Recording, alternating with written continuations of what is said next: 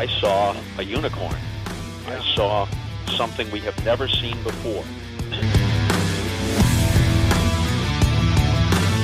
On a 1-2, Ohtani sends one in the air, the other way, back it goes, gone! One-of-a-kind player, one-of-a-kind season.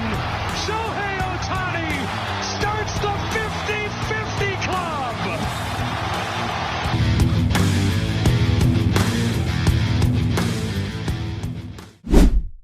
Bienvenue dans le Daily Show, l'émission quotidienne qui vous plonge dans l'actualité et les statistiques de Shohei Ohtani. Cette nuit, les Dodgers affrontaient les Rockies pour le deuxième match de la série. Ils ont perdu 6-3. C'est Walker Buehler qui était le lanceur partant. Il a tenu 5 manches. Il a réalisé 9 strikeouts, ce qui est très bien, mais il a concédé 4 points, ce qui est beaucoup. Donc toujours des problèmes de rotation et c'est pas rassurant à l'approche de la post-season. Demain, c'est Yamamoto qui lancera pour son 3e match après son retour de blessure. Il devrait donc manger un peu plus d'innings, on espère que ça va aller. Côté Ohtani, il termine le match avec 1 sur 3, donc un simple, une BB et une base volée. Donc c'est sa 53e base volée.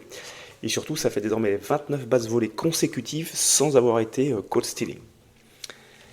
Alors cette défaite 6-3 est un peu plus gênante dans le sens où ça ne le fait plus que 3 matchs d'avance sur les Padres, qui eux sont très chauds en ce moment. Ils sont à 8-2 sur les 10 derniers matchs. Et surtout, mardi prochain, les Dodgers reçoivent les Padres pour une série de 3 matchs qui aura donc des allures de finale de division et surtout un avant-goût de post-season.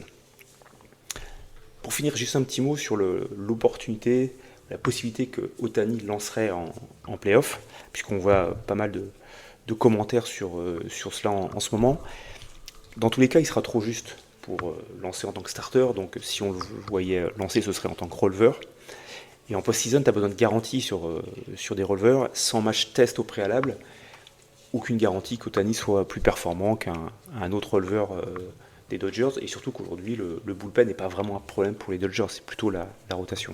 Donc si tu te mets le côté front office des Dodgers, pourquoi prendre un tel risque avec un joueur qui a encore 9 années de contrat, assure-toi qu'il sera complètement remis pour le début de la saison prochaine pour intégrer la rotation, qui est justement le point faible de la franchise actuellement. Donc ça m'étonnerait, et en tout cas j'espère qu'il continue uniquement en tant que DH jusqu'à la fin de la saison. C'est tout pour ce matin, merci d'avoir suivi le Daily Show. On se retrouve bientôt pour de nouvelles aventures. Bonne journée à tous.